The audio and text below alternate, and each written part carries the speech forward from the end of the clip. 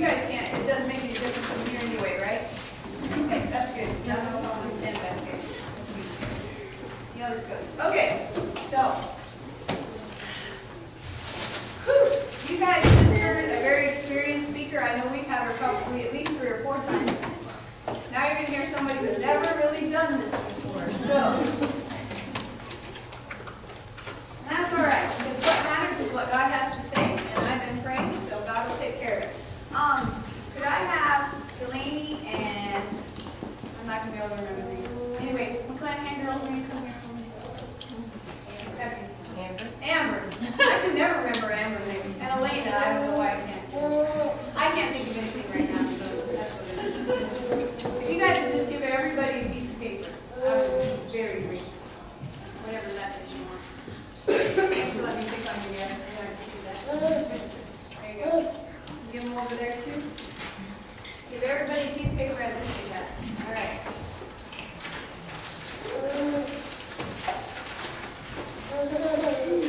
So, this very building is the first church building, Church Christ, I ever went to.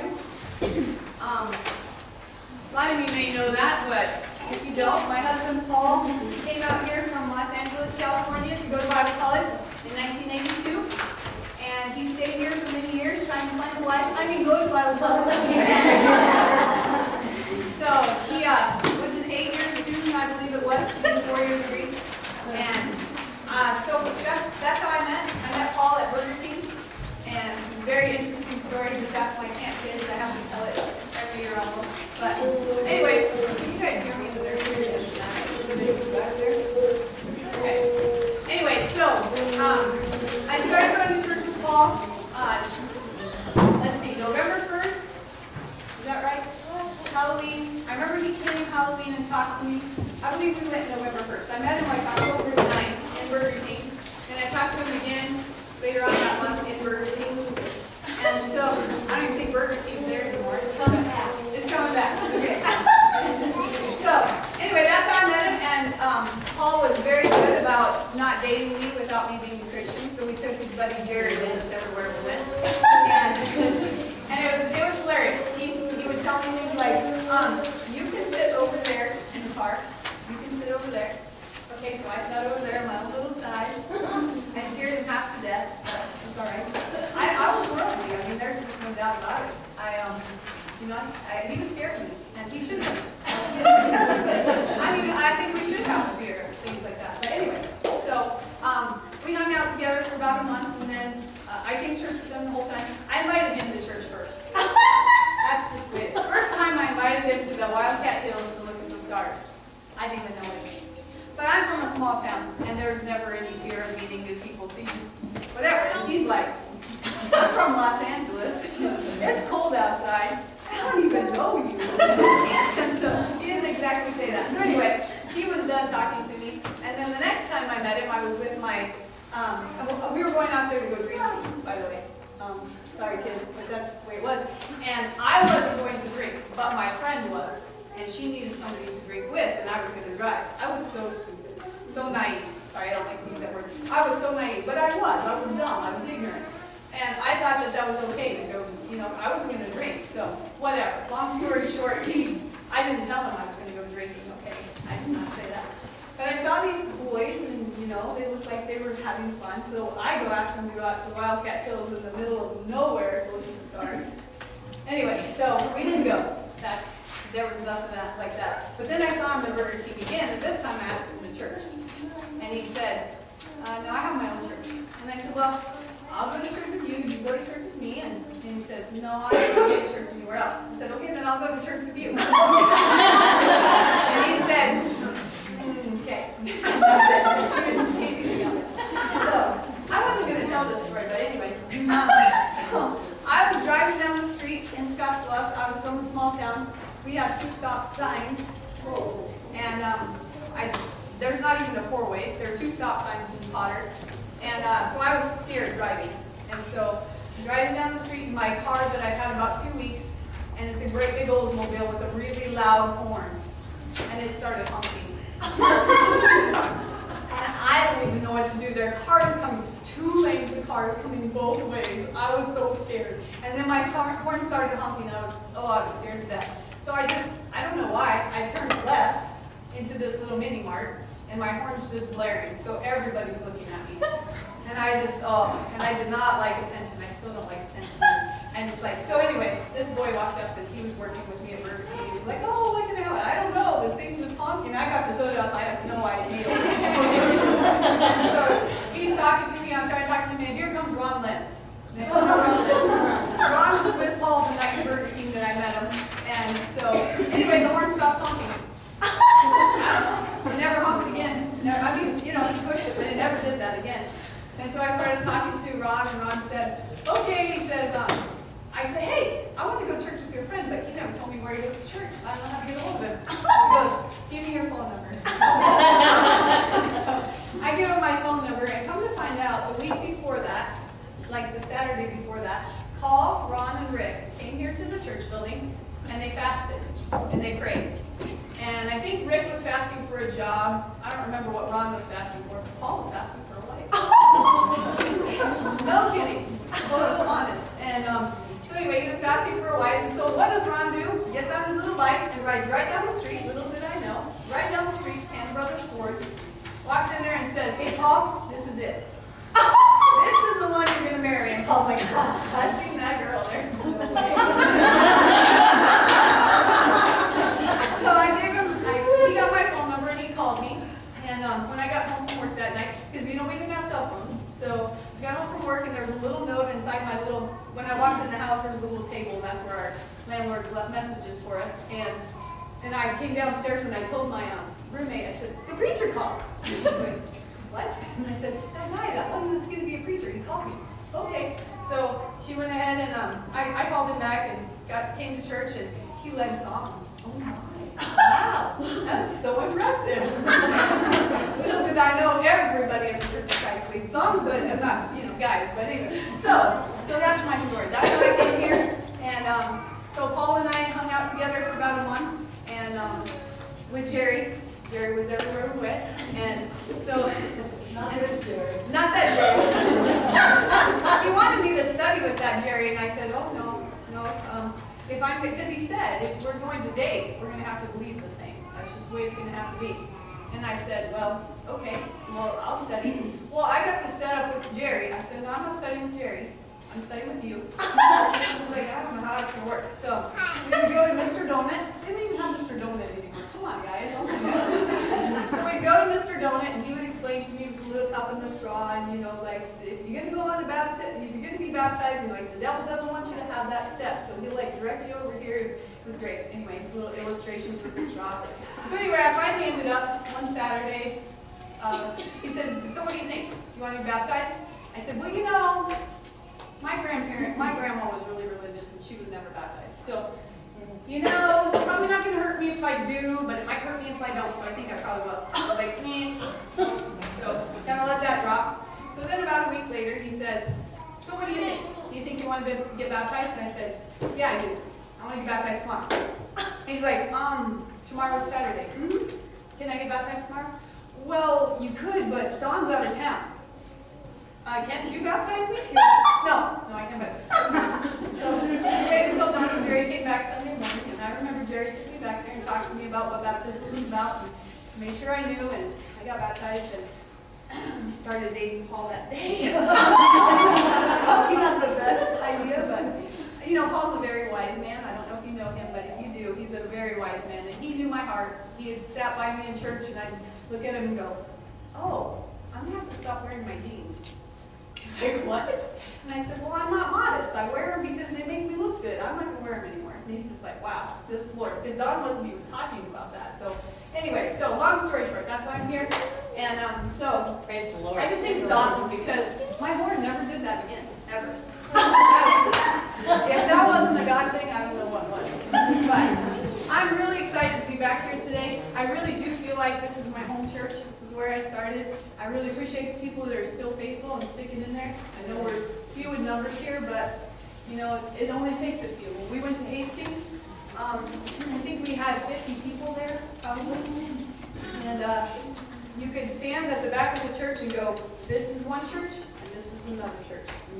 I'm not even kidding. And we were brand new, and I was a brand new Christian. When we went to Hastings, I think I was three years old to Christianity. And I had been in Phoenix with Uncle Bernie and Aunt Katie, and really good support system there, and they came out there and whoo! And it rocked my world. It really did. It was tough. People were not nice. It was really tough. We probably had about a year, a little over a year, they finally gave up on us, and 35 people left. And when I say that we had 15 left, not all of those came to church all the time. So it was really difficult. Now I don't even know. I don't do numbers, probably because of that situation. I don't really do numbers. But we have excellent congregation now, and it's been a blessing. I remember when we went there, I told Paul 5 years. I'm not moving anywhere for 5 years, because we moved every 2 years when I was growing up. My last place was Potter, and we lived there 5 years. So I told Paul 5 years, we're not moving. Well then, those 5 years were tough. And I remember talking to another minister about what do we do, and he said, give it 10 years. So we gave it 10 years. He's 23. So it's going well. And I love my church family so much, and I love the area and the people that we get to see. So that's kind of a background on me, which you really probably didn't need to know. Terry, I just remember you married this California kid, and you got married in a snowstorm. Oh. And you had a little CD player for your music up on the bench there, and some people doubted that you'd made it. And no, crazy. Looking back, poor Mom. Mom hadn't even met me. Sophia, my mother-in-law's right here, and she had not even met me. And so I'm sure, she knew Paul was wise, but wow, your kids go away and you don't really know what kind of choices they're going to make. You got my second one out of the house now, and I tell you, you learn to pray like none other when your kids get home. And you also learn you're not in control. That was my biggest lesson. But so anyway, yeah, it was scary. It was not a good situation. Would we recommend anybody else do that? Absolutely not. So, and then our daughter went out and she met someone outside of the church, and she wasn't in the church when she met him. And but you get that foundation, you bring him back in, and she brought him to church, and he's amazing. He really is. So yeah, it's just awesome. But yeah, it was scary, and it was a terrible snowstorm. My pianist couldn't make it. My best woman lady couldn't make it. We only had 2 people standing up, and one of them couldn't make it. So but it's all right. It didn't matter. We've been married and happy for 26 years. So okay, so everybody, the girls gave you a piece of paper. Crumple it up for me, please.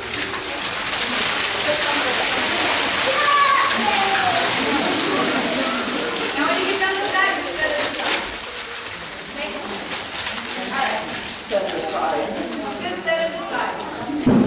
Alright, so we talked a little bit about legacy, what Leanne was talking about, and Leanne, I got the same definition that you did. I was like, even the money, well that doesn't happen in my family. So, what is a legacy? Well, I got to thinking, and to me, I don't care what the dictionary says. To me, a legacy is what we think about them. What kind of an impression they've made on us.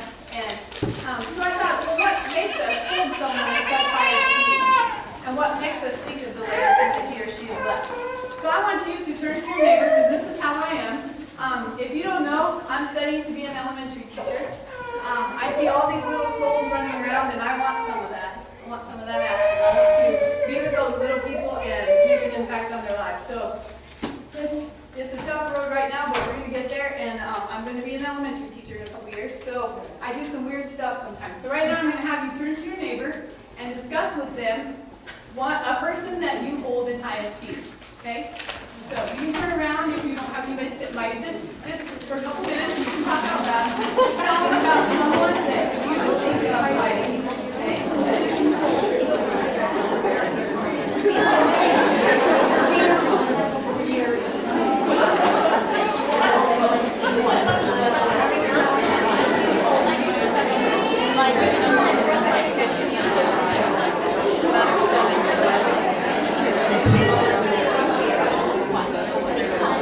Okay, bring it back in 3, 2, 1. All right, back up here. Now, you guys are just lucky I didn't make these change spots where you're sitting. That was in here. I didn't do it. But anyway, so think about that person that you and your neighbor were talking about. If I had my neighbor up here, I would talk about Emma. Okay? Paul had an aunt named Emma that Emma and Sophia and Ray, the three sisters, were very, very close. And they had a very close relationship, and Paul had a very close relationship with both of those ladies, and his mom, of course. And but Emma was one that I didn't get to know very much, so I mostly know her through her legacy. And I remember when I did meet Emma, she laughed all the time. Emma loved to laugh, and she also loved to give. She was very giving. I remember we went out there one time. My dear sweet husband decided to change the points on our little car. We have a little tiny Honda, and it's about this big. And we were going to go to California on that because cheap gas. And then we also had this great big Monte Carlo. And so we thought, if we could go on this, we could afford it. If we went on this, we couldn't afford it. Well, he changed the points in the car, and the car didn't run. So we couldn't take it. So we said, well, we don't know if we can come. Mom said, well, why don't you come, and we'll get money. You know, it'll be fine. So we get out there. I think Auntie Emma, probably she didn't say this out loud, but I think she sent us $855. And she wasn't the only one giving us money, and she knew that. So anyway, so we go out there, and we actually made money going on that trip. Mom was very happy, but she did not like that little tiny car. To her, it was like a little bug that could just be squashed. And so she didn't like that too much. So anyway, we drove out there. It was just Paul and me. We were newlyweds. And so we got out there, and Auntie Anne was like, what can I buy you? Can I buy you shoes? Can I buy, you know, and I felt so bad because I was like, you only gave us a lot of money. That's like a lot of money. And I should have just let her because that was her joy. And I understand that now, but I didn't understand that then. But just really giving and always listening. She'd be real quiet, and she'd just sit and listen, and then she'd hear about a need, and she'd go take care of it. So that's my legacy, or my memory of Auntie Anne's legacy. And I hear it from all the cousins and everyone. So that's who I think of. So it's an impression that we leave behind, and how people see us. So I don't remember a text, because I've never done this before, so I forgot to think about the text that you gave me. So anyway, we're going to go with this. And I got to thinking about how can we leave a legacy in the church and make sure how people see us. So we're going to talk about a couple of ways that we can do this. One of them is our attitude. Okay? So would you say that our attitude is very important? Yes. Oh, wow. You know, you can do anything if you just have a better attitude. You can really change the whole way things go if you have the right attitude. I know I've struggled with that before, and it's sad because it just ruins your whole situation. We are very strict about that in our house, that, you know, you don't wake up grumpy. There's no need for that. Now, you really don't talk to Anthony until after he gets out of the shower. And he realizes that, so he'll just go quick take a shower, because I don't know what it is. He can't wake up very well. But my dear sweet brother, who's a very happy-go-lucky guy, you guys know Ken for smoking, and he's a very happy-go-lucky guy, but boy, in the morning, is he still grouchy? Okay. It was kind of funny. In my house growing up, it was just, Mom was a bear. That's just the way it was. You just didn't talk to her until she had her coffee. And that was accepted, and that's the way it was. Well, when I married Paul, he said, Julians don't act that way. Well, he lived with us for about 7 months, so he became a Julian. So Julians don't act that way. And he had a little bit of a struggle with that, because it is. It's a habit, and you really don't think you can help it, but we can control our attitude.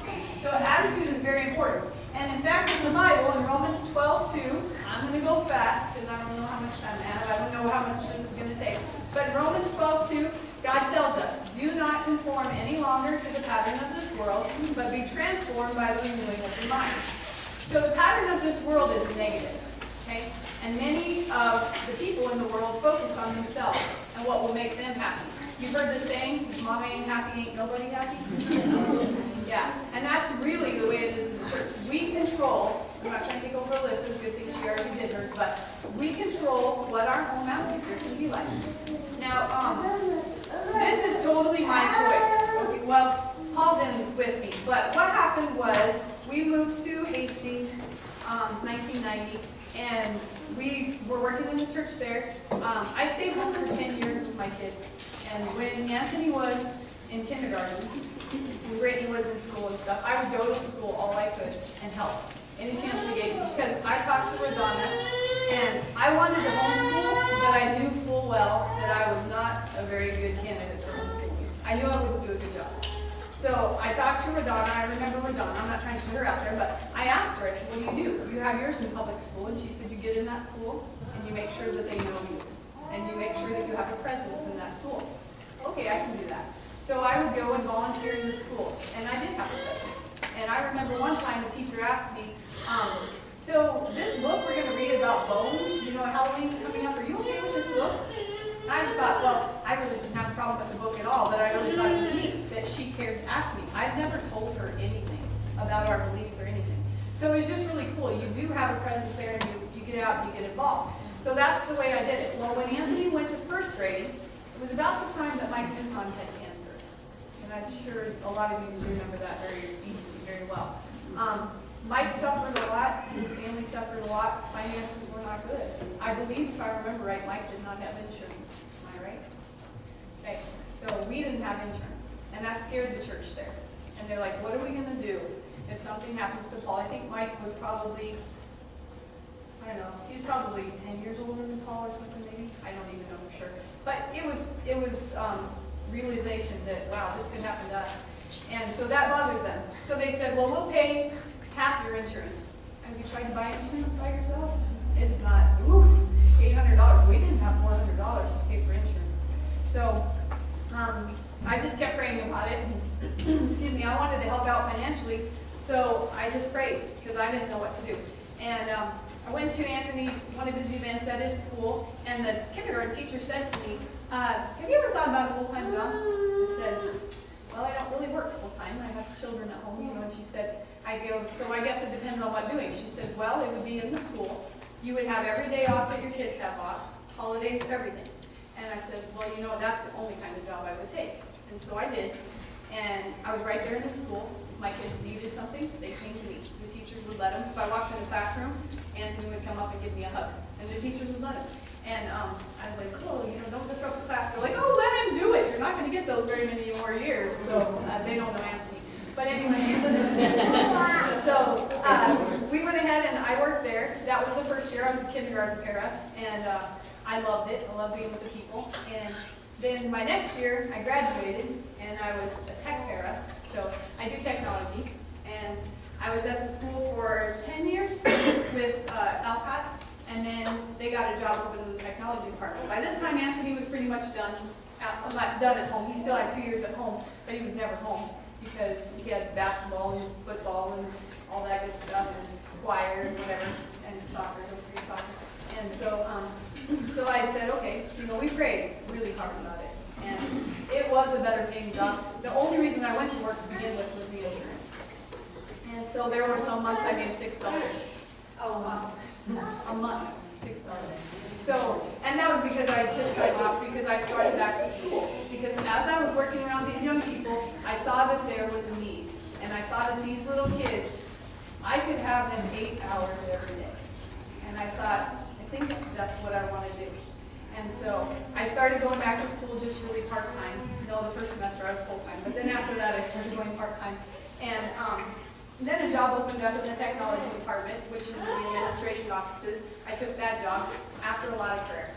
So I know that there were some people that didn't agree with that I took that job. But I just want you to know I did pray about it really hard.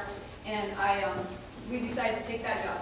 Well, my boss told me, if you take this job, you're probably not going to be able to finish your school days. Because I don't know how you would get into the classroom and do all this. And I said, that's fine, whatever God wants, you know. So God, please close the doors. It sounded like it was, I had the job no matter what, and that's not what happened. There were a bunch of people that applied, and they were really shocked by how many people had the skills that were needed. So I just prayed, God, close the door. That's my big prayer. Still, I'm going to college full-time right now, working full-time, and working in the church. I also work at the Y.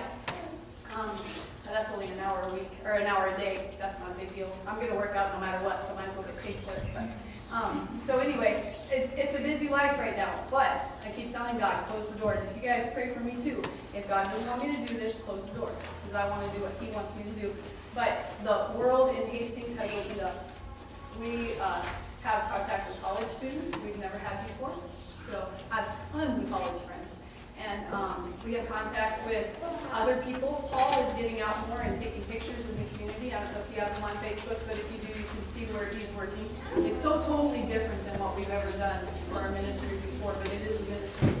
So, but you know, as you get out and you see this, you have to have a good attitude, because workshop I went to this summer, they said you better get a tough skin, because you give somebody one of these and they aren't used to it, and they're going to freak out on you. You're going to tell them, okay, you have to use this, you have to teach the kids, and you have to have them turn in their assignments on here. They're going to totally flip out on you. And I've had a lot of people really, really mad at me, and I didn't do anything. So I had to develop a tough skin, but I also have to develop a good attitude. I have to make sure that I am not coming back at them. That's so hard for me. I don't know why. There are just some people, as soon as they start talking, I'm like, because they kind of talk to you kind of condescending. And I don't know. So I really have to pray about my attitude all the time, because I'm out there. I'm in the community. You go ask somebody in Hastings, and if they're related to the school system or to the YMCA or something like that, they're going to know who I am. So I better make sure I've got a good attitude, right? I better make sure I've got a smile on my face. Because the world is negative, we are not to be negative. We shouldn't complain. Look at the Israelites. Yeah. Oh man, they got in trouble. And you know, you go through the Old Testament and you're like, oh guys, don't do it again. Oh, but they do. And we do too. That's the bad thing. Still doing it. Yeah, there's Still doing it. so our minds are renewed by God's Spirit and His Word. And in other words, our attitudes are changed when our minds are renewed. Because if they're not changed, our minds are not renewed. Okay? So what if I just don't feel like it? What if I don't feel like having a good attitude? You know, just the way I am. Well, God doesn't go with that. He says in Mark 8:34, and He summoned the crowd with His disciples and said to them, if anyone wishes to come after me, he must deny himself, take up his cross, and follow me. Guys, that takes you completely out of it. So I want you guys all to say this out loud. Will you do it? I don't know. It's not about me. It's not about me. Okay? I want you to internalize that, because we are not here for us. That is not why we're here. It is not about me. So, I got this cool little thing. I got all kinds of illustrations. I told you I'm an elementary teacher. All right, so here is the word attitude. Make sure I don't get nervous and misspell this. I'll be worried about the kids someday. But, all right, attitude. So if I take that and I assign a letter, we haven't had a lot of practice writing on chalkboard yet, but so if I take that and I assign each letter, like letter A is 1, letter D is 26, okay? So if I went through and I figured that all out in the alphabet, and I did, I didn't come up with this, by the way. Okay, so number 1, or A is 1, worth 1, T is worth 20, and I is worth 9. And U is worth 21, and D is worth 4, and E is worth 5. And if you do the math, that comes up to 100. Wow. Thank you. So your attitude has 100% effect on people. And it is 100% of how people see you. You don't always get a lot of chances. So be mindful of that. You may only see a person one time. And if I see you, this happens to me all the time. I have to first go, okay, do I know them from the Y? Do I know them from the school? What school are they in? And then, you know, I have to do this in my mind. Or did they used to come to church like a long time ago? Maybe they tried our church once or twice or something. I don't know. I don't know where the person's from, but I can tell you if they had a uniform on, I don't know why, and if they were nice to me. I can tell you. Because that makes the impression on me. That's what I remember. Well, I don't remember who that is, but I remember they're really nice. You know, I'm gonna go talk to them no matter what. But just realize that you may only get one chance with that person. What about when people come to church? I don't know about you guys, but when I started to church, I was scared to death to talk to visitors. I mean, scared to death. And we went to Hastings. Like I said, I've been a Christian 3 years. And before we went to Hastings, we were in Denver, and they started to work there. And there were just a few of us, and it was Sunday morning, and I prayed and prayed and prayed. Everybody else had already done it. So I walked over there, and there's a lady, and I said, "Good morning, my name is Terry." And I did not want to do it. I mean, it hurt my stomach. I was so scared. And I said that to her, and she goes, "Look! I just came to church today. I just wanted to be, she's like went on, and I was just like, oh man, that's always what I'm afraid is going to happen. And so I was humiliated. I'm sure my face turned red, and I sat down and about cried. I really did. I might have left and cried. I don't know. It's so terrible for me to have to do that anyway. So Stan Rod, I don't know if you knew him. I thought Stan was shy. Off the pulpit, I thought he was shy. Maybe he wasn't. But anyway, so Stan got up. Great big booming man. She left, of course. She stayed for church, but then after she left, Stan went over and he says, all right, now, if someone comes in and they sit on this side, only people on this side greet them. And if they sit over here on this side, only people on this side. He was kidding. But I was just like, okay, it made me feel better. Because it was ridiculous what she did, and it was totally unusual. But man alive, here I was like finally doing it, and then I just got slammed down. So we went to Hastings every Saturday night or Sunday mornings to go to stomach. Every time, because I thought, not only am I a Christian, I'm supposed to do this, but I'm the preacher's wife, and I have to go talk to everybody. And I say the dumbest things. And people know me now, so I'm like, yeah, that's just Terry, this is what she is. So that's fine now, I don't really care. But, I have to do it with my dogs, which helps a lot. But yeah, so it doesn't matter if you want to or not. And, we've had a lot of people come into our church that only Paul and I talk to. Because it is scary. It is really scary. Okay, so it doesn't matter if they sit on your side of the pew or not. Go talk to them. Go make sure they feel welcome. They probably aren't going to yell at you. I shouldn't have told you that. But we are responsible for our attitude. And part of our attitude comes into how we treat others. Okay? So, our attitude determines how we will treat others. Sometimes you come to church, you really don't want to talk to anybody. I'm going to be honest with you. I told you, I'm going to school full-time, I'm working full-time, and I really wanted to do this, and I was really excited. When Leanne asked me, I didn't know what my schedule was going to be like after school, and I was like, okay, I hope I can do this. I'm going to do it no matter what. And if I have to get a B, I guess I have to get a B. That doesn't set well with me, but I haven't got a B anyway. But I'm a very compartmentalized person. I have to do this, then I have to do this, then I have to do this. So this has been in my mind, and I've been writing down, I've got notes everywhere, but I haven't been able to put it together yet. So I said, that's all right. We have a 5-hour trip to ScottsBluff. I know what I'm going to say. I can get it put together. My computer wouldn't work. Oh, yeah. So I was like, okay, so I'll use Paul's phone. Paul's phone wouldn't work. And I said, all right, God, what are you trying to tell me? Are you just trying to help me remember that technology doesn't always work? I know that. I work for technology all the time. But, so I came here last night, and I honestly didn't want to talk to anybody. Because I just wanted to get this done. I wanted to focus on this and get it set. But you know what? I was so blessed because I came in and I got to say hi to everybody, and I was really excited. I did go off into a room and work on it, and everything finally went okay. But, sometimes you don't want to. And there have been times when I don't want to see anybody.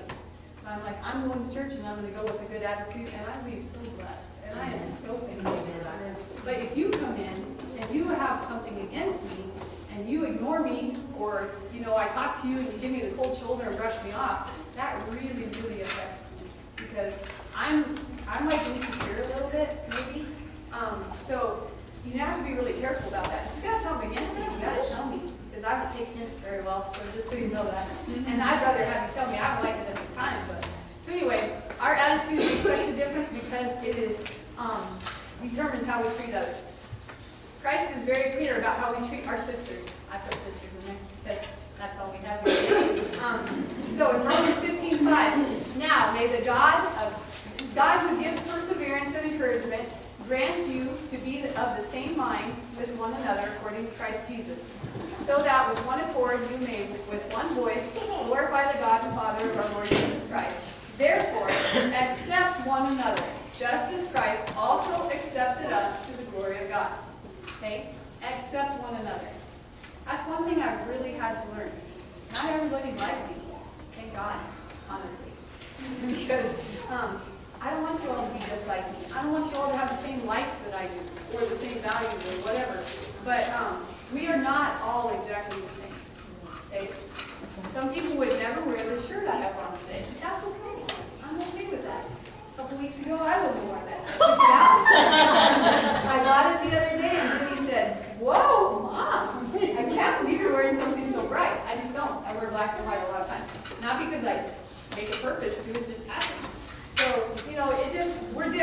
And we need to accept the difference. Guys, not everybody has to be like you.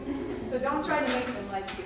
In 1 Corinthians 12:12, this is how it's just as a body, though one, has many parts, but all its many parts form one body. So it is with Christ. For we are all baptized by one Spirit, as to form one body, whether Jews or Gentiles, slave or free, and we were all given the one Spirit to drink. Even so, the body is made up of one part, but not made up of one part, but of many. Now, if the foot should say, because I am not a hand, I do not belong to the body, it would not, for that reason, stop being part of the body. And if the ear should say, because I am not an eye, I do not belong to the body, it would not, for that reason, stop being part of the body. If the whole body were an eye, where would the sense of hearing be? If the whole body were an ear, where would the sense of smell be? But in fact, God has placed the parts in the body, every one of them, just as He wanted them to be. If they were all one part, where would the body be? As it is, there are many parts, but one body. The eye did not say to the hand, I do not need you. On the contrary, those parts of the body that seem to be weaker are indispensable, and the parts that we think are less honorable we treat with special honor, and the parts that are unpresentable are treated with special modesty, while our presentable parts need no special treatment. Okay, we're going down, down, down to the end, and it says, are all apostles? Are all prophets? Are all teachers? Do all work miracles? Do all have the gifts of healing? Do all speak in tongues? Do all interpret? Now, eagerly desire the greater gifts. So, we have to accept one another. Not everybody can cook like you can cook. So cook. If you want to come cook for me, you just go right ahead. I'll let you do it. I like to cook. Just I don't have a lot of time right now, but you know, I would love to be the type of person that goes and somebody's sick or somebody's in the hospital and you just go take them food. I would love to do that. I don't do that. I am so bad about that. I want to really bad. I'm so scared. So I'm like, what if they don't like what I cook? I had chicken, you know, chicken, always make chicken. But, you know, when I have done it, I am so blessed by that. I love people that are, I love it. You know, I have a lady that I work with, a little bit controlling. But, you know what? If I want something done, I just kind of put a little bug in her ear. I'll do the work, but she'll arrange it all. I've had 2 people I work with like that. One of them I call my mama Carol, but I know to do that. I've learned being a preacher's wife, that's what you do. And it doesn't even have to do with the church. These are people on my job. But if we want something done, I just kind of like say, I think this would be a good idea. Next thing you know, boom, there it goes. All right, now, you sign me up and I'll bring that stuff. But I'm not the one that's going to get everybody to sign up. I'm not very good at that. So, you know, you got to look at that. We all have our special talents. Please use your talents. Amen. We need them so bad. Amen. And you know, you might have to develop some talents you don't know. I never thought I'd do it. If you went back to my high school and said, looked at the little thing of what you thought people were going to be, they did not say she's going to be a preacher's wife. That's not what they said. Now, they have the little yearbooks, this is going to be that. No, that was not what they thought I was going to be. In fact, my math teacher told me that I could drive a preacher to drink on Sundays. Oh!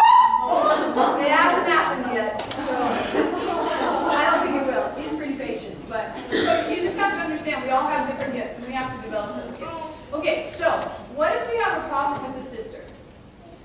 Well, we have to be accepting of others, but we have to take care of that problem. All right? We cannot let that grow and fester. We can't. So one thing that we need to remember is we don't need to look for flaws in others. I'll just tell you right out. I may not know all my flaws, but I had somebody ask me one time, do you want me to tell you what your flaws are? No, I really don't. I've got pretty good. I might not know what all they are, but I'm not sure I want to know. I'm having a hard time dealing with the ones that I already know. You know, just be careful. Because I know that I have walked in before and had people go, yeah, and look me up and down. I'm like, okay, like I have a mirror. I didn't think it looked too bad, but you know, be careful. Just be real careful. I want to ask you guys, what is in this can? Pumpkin.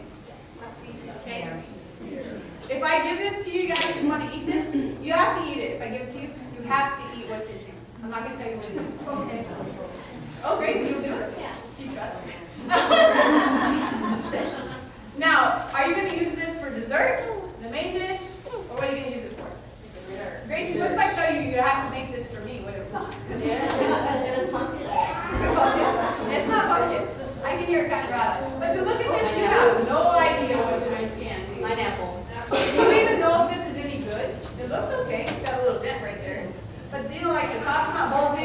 the bottom not bulging. It looks pretty good. Apple talk. Applesauce? I know. Oh, it's not applesauce. Peaches, if you're shaking it, it's probably peaches. Yeah. You guys just think I'm a nice person. I'm sweet in here. But we have no idea, okay? We have no idea what's going on inside of this can. We have no idea what the contents of this can be used for. I would love to, man, if you look closer, I would say, all right, whatever's in this can, you have to make me supper with, okay? You have to make me supper with this, because this is a good can. Someone let's think about that. What is in this can? You don't have any idea. You assume you know, okay, it's harvest time of pumpkin. No. Peaches? No. Not peaches. All right, so you keep thinking about what you think this is. And think about the fact that you don't know what's in this can, okay? So we can't assume. When we look at somebody, we can't assume what they're like, what they're thinking. I do that so much. And I have the most precious daughter, and she'll tell me, Mom, you don't know. But Brittany, you know, I feel like they weren't very nice to me today, and it's probably because of this and probably, Mom, you have no idea. And she's right. I have no idea. And if I start making assumptions, man, I tell you what, I can get all upset because I just know that they're mad at me. And I didn't even mean to do that. If I don't even remember I did it, but I have it all figured out, you know. And so you have to be really careful. So sometimes we assume they don't like us. Do you know that? Sometimes they're not very nice. It's a pretty good idea that they just don't like you. Maybe they're just not very nice. Or we might look at them and assume they're not very spiritual. And I have to be honest with you, I struggle with that with my son. Anthony is not a very, he's like Paul, everything is internalized. He's getting to where he talks to me more about some things, but I wonder where he's at spiritually. And so I'll ask him, because that's just the way I am. And he'll just tell me something towards me. So I don't know. I don't know if where Anthony's at spiritually. And that's okay. Anthony knows, and my job is to pray. So if you do see someone that's not spiritual, you think they're not spiritual, pray for them. Amen. Yeah, you pray for them. Amen. Now, if they're in an outright sin and you know that, what does the Bible say? We have to go to them. Okay? But if you don't have a relationship with them, don't think you're going to walk up to them and tell them, okay, you got to get this right, whatever. No, you got to have a relationship.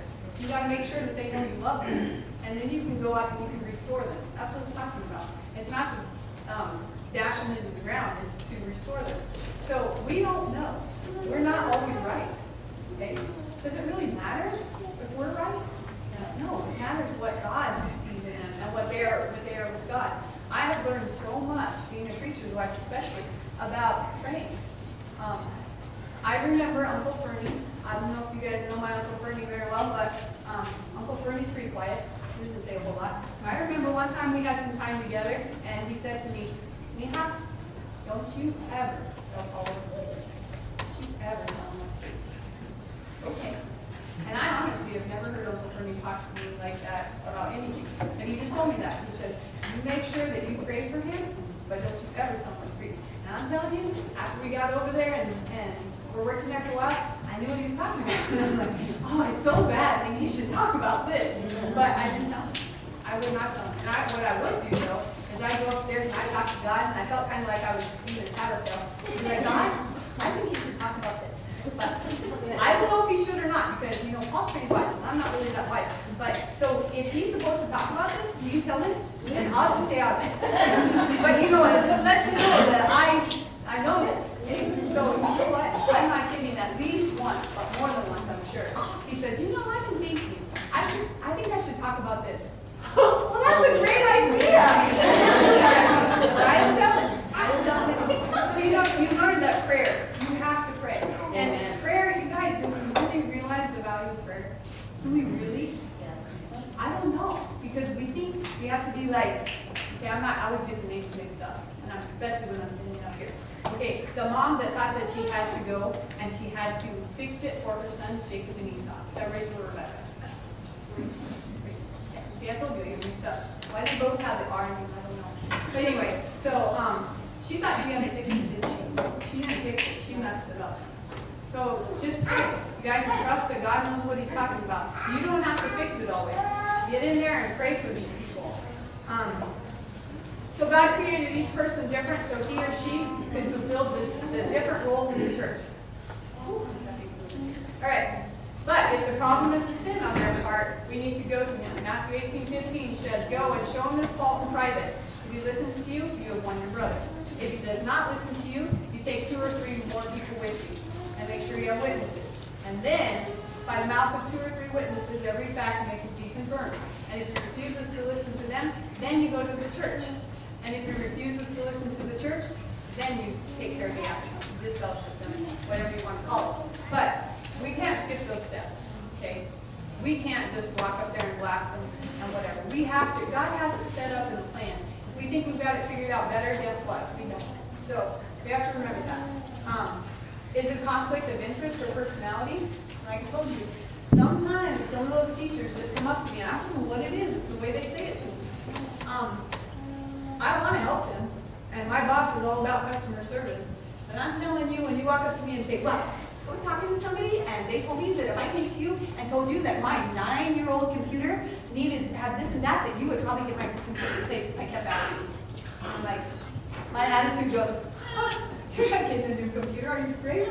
But you know what? Their computer's not 9 years old, by the way. I didn't tell her that, but her computer was not 9 years old. But you know what I mean? It's just the whole attitude of, I'm just thinking, and I just need to step back and go, you know what? She's not trying to offend you. She's not trying to attack you, but you feel attacked, and instantly your guard comes up. So if you do need to talk to somebody, make sure that you don't attack them. But if they're that kind of person where you feel kind of attacked, just kind of go, hey, you know what? That's sister so-and-so. I'm going to pray for her. That doesn't sit well with some people, and that can cause some people some grief. But as far as with me and her, we're going to be okay. All right, so we are required to get along. All right? So is your problem with this person that you're jealous of them? It could be. My children, I will be with you only a little longer. You will look for me, and just as I told the Jews, so I tell you now. Where I am going, you cannot come. A new command I give you, love one another. As I have loved you, guys, it's a command. We have to love one another.